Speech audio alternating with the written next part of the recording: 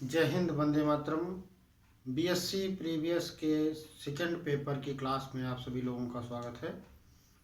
Subject तो सभी जानते हैं कि रक्षा स्ट्रैटेजिक या सैन्य विज्ञान या मिलिट्री साइंस।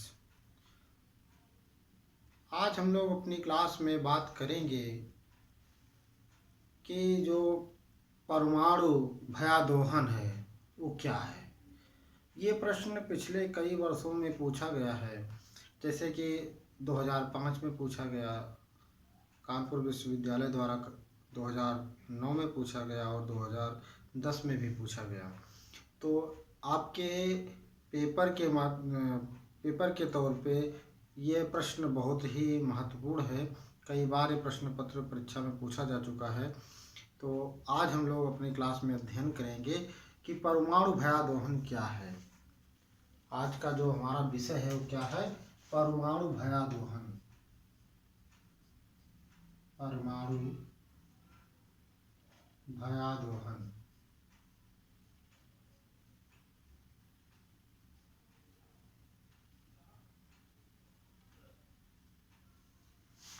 जैसा कि नाम से ही स्पष्ट है, परमाणु परमाणु परमाणु बम सबको पता है। पिछली क्लास में हम लोगों ने जाना था कि कैसे हिरोशिमा नागासाकी पे गिराया गया, कब गिराया गया और उसके क्या दुष्प्रभाव रहे।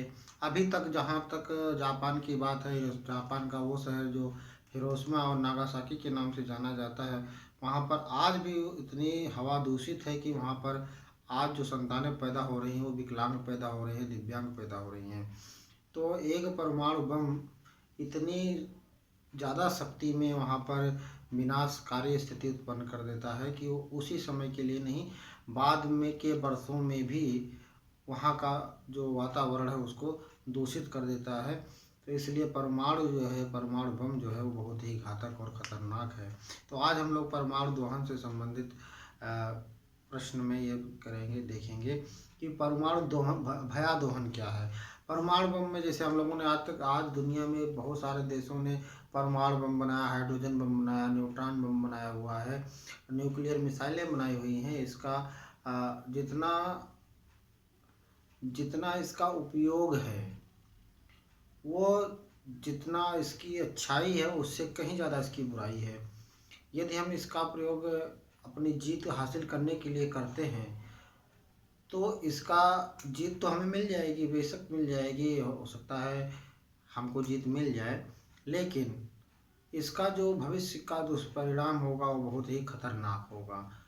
वहाँ की कई नस्लें, कई सामाजिक जीवन वहाँ पर बर्बाद हो जाते हैं।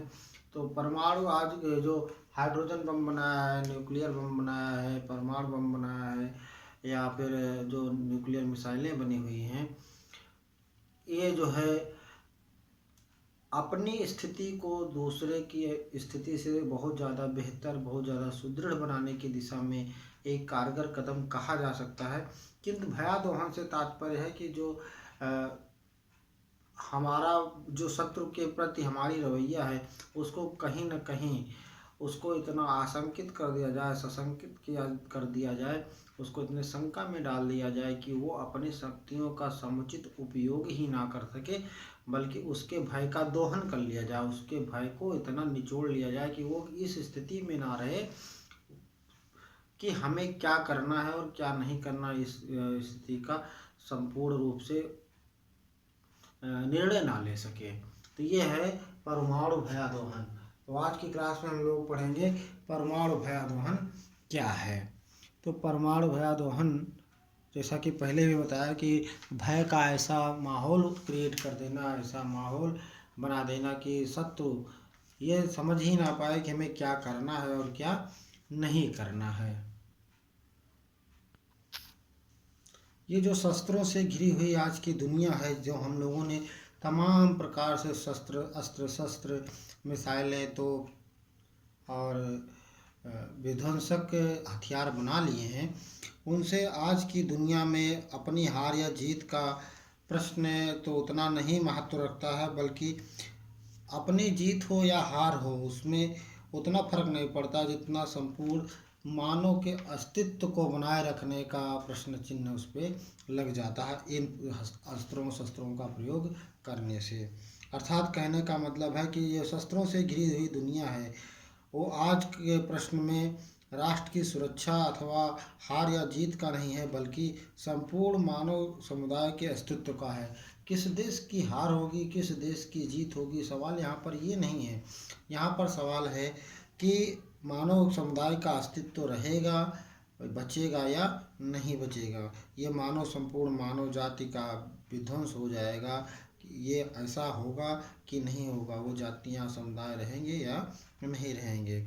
शस्त्र जगत में जो जो हम लोगों ने शस्त्र बनाए, इसका जो एक इतिहास है उसका, उसमें वो बहुत ही क्रांतिकारी परिवर्तन हुआ है, क्रांति आई है, शस्त्रों की होड़ लगी हुई है शस्त्रों को डेवलप करने में, शस्त्रों को बनाने में।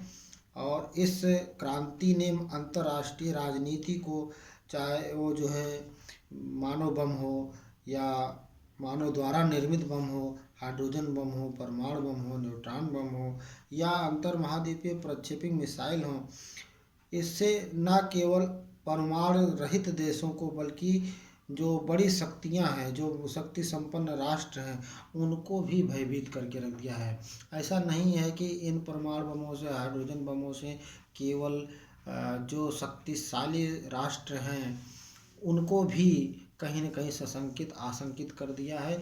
जिन राष्ट्रों के पास ये परमाणु हथियार या शस्त्र नहीं हैं उनको तो डरने की आवश्यकता है ही, किंतु आज के परिदृश्य में जो शक्ति संपन्न राष्ट्र हैं उनको भी कहीं न कहीं इन उभरते हुए राष्ट्रों ने, जिन्होंने इस तरह से परमाणु बम का आविष्कार कर लिया है या इनको हासिल कर लिया है, उससे ये शक्तिशाली या बड़ी शक्तियाँ जो बड़े राष्ट्र हैं उनको भी भयाक्रांत कर दिया है या भय से आशंकित कर दिया है। एक महाशक्ति जो होती है वो अपनी सुरक्षा की नज़र से दूसरे की तुलना में अपने आप को पीछे नहीं रहने देना चाहती है। कहने का मतलब है कि जो भी आज के परिवेश में जो भी देश है वो किसी दूसरे शक्ति संपन्न या परमाणु शक्ति संपन्न राष्ट्र से किसी भी चीज़ में पीछे नहीं रहना चाहते हैं, बल्कि दूसरे को आक्रमण से भी वंचित कर देना चाहते हैं कि दूसरे किसी देश को आक्रमण का लाभ ना मिल सके, बल्कि हम जो है उसको आक्रमण करके अपनी जीत को हासिल करें। भयादोहन का मुख्य उद्देश्य जो होता है, जो भय की स्थिति उत्पन्न करने की स्थिति होती है, उसका मुख्य उद्देश्य होता है शत्रु राष्ट्र को ऐसी चुनौती में उतने से रोकना जिसमें वह शस्त्र बल का प्रयोग करने का निर्णय लेता हो। यानी कि जितना उसके पास हथियार है, जितना उसकी निर्णय लेने की क्षमता है, वो कहीं भी उस निर्णय की क्षमता को हासिल ना कर सके। हमें ऐसी स्थिति, ऐसी चुनौती उस राष्ट्र के समीप ला के खड़ी कर देना है कि वो जो है उसी चुनौती में उलझा रहे और खुद निश्चय ही ना ले पाए। उस पर इतना मनोवैज्ञानिक दबाव बना दिया जाए कि वह निश्चित ही ना कर सके कि हमें क्या करना है और क्या नहीं करना है। अर्थात कहने का तात्पर्य है कि उस राष्ट्र में कहीं पर भी उसको ये हासिल करने का या उसको निर्णय लेने की शक्ति ही उसमें ना बचे। यही है भयादोहन। उसको हमेशा सशंकित किए रहें, उसको इस स्थिति में रखें कि वो किसी भी हालत में, किसी भी परिदृश्य में वो अपने आप को इतना सक्षम ही ना समझ सके। उस शत्रु हमेशा जो है घबराहट में रहे, उसे क्या निर्णय लेना है या वह अपना निर्णय ही ना ले सके। अर्थात कहने का मतलब है जो इस परमाणु शक्ति से, परमाणु के प्रयोग से, चाहे वो कोई देश परमाणु शक्ति संपन्न हो या विपन्न हो, अर्थात किसी देश के पास चाहे परमाणु शक्ति हो, परमाणु हथियार हो अथवा ना हो, हर देश आज इस परमाणु बम से या परमाणुओं से या यूँ कहें कि इस बारूद के ढेर से वो आशंकित है।